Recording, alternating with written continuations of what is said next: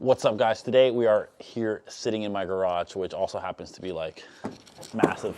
It's a place to put cardboard boxes and I don't know, like there's like an art project going on over here and other stuff. Either way, it's kind of like a multi-use space, not used for cars unless weather gets pretty severe during the winter. But either way, thanks so much for joining me today. Today I'm going to give you a quick little video on something I am shooting, and it's for a company called Opulenza, and it is how I shoot jewelry in a simple but efficient way. When it comes to jewelry, there are like a ton of variables, right? It's how does the jewelry look? What kind of shape is it?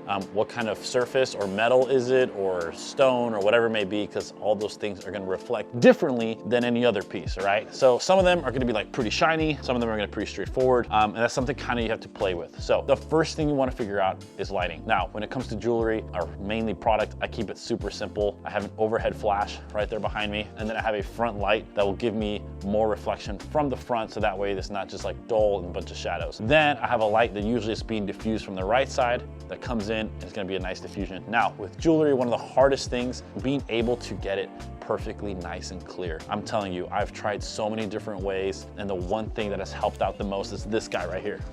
If your dog is getting some surgery and needs a cone, this is it. I'm just kidding, this is not a dog cone.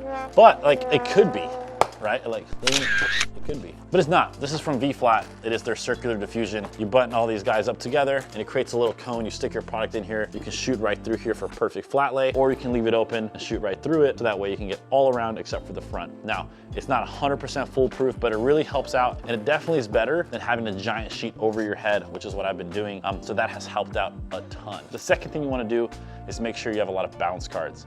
Bounce cards are going to help bounce all that crazy light and reflection going around everywhere if you don't have this. This is key. If you don't have it, just get a bunch of white cardboard or white board, foam boards. Those will help you bounce a bunch of those shadows and light around. The third thing I like to do is make sure I set up my tripod and keep it stationary. The last thing you want is moving your camera back and forth, trying to figure out the best spot for it. I make small markings on the table, on the paper, so that way I can know exactly where I need to set things up, so that way everything kind of have a smooth continuity, or just continuity. I'm not sure if I need to say smooth behind it. I don't know. Either way, guys, it's great. And then once I have that done, pretty much I'll take my image, I'll cut it out. I'll make one single image that is cut out so that they can use a white background, has a little fake shadow on it. And then the other image is a flat lay, something more lifestyle, something that they can see it more on a simple kind of marble surface. And then another photographer, another social media company, they actually do all their lifestyle imagery. So it's on the model, it's out and about. So that kind of complements each other right there. Either way, honestly, this is the easiest thing you can do.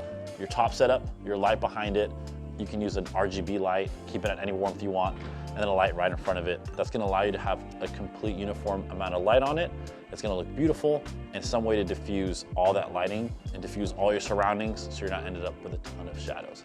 Either way, guys, that's like the simple cutthroat way. I know this video is super short, but here's some examples of those jewelry photos. So have fun, good luck, and I don't know, reach out if you have any questions about jewelry picks.